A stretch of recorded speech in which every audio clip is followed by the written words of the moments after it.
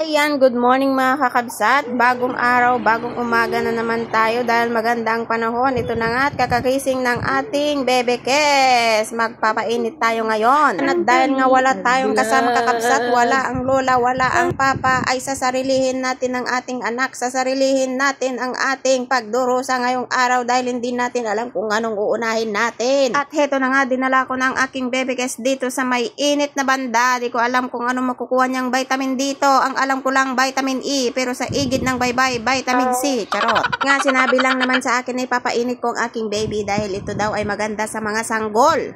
Dapat daw araw-araw nating painiting ang ating mga anak, pero paano kung wala ng init, kung ulan-ulan lang naman ang nandito sa Santa Ana? Kaya naman kakabsat, grinab ko na yung opportunity para ipainit ang aking anak. Ayaw ko sana siyang ipainit kakabsat dahil ayaw ko siyang umitim katulad ko.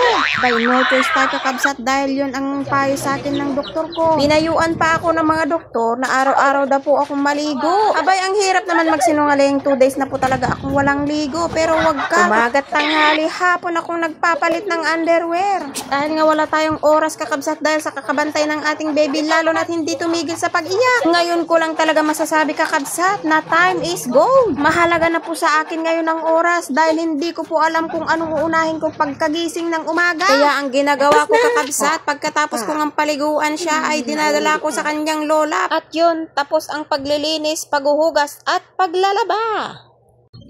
Ligo na ikaw, ha?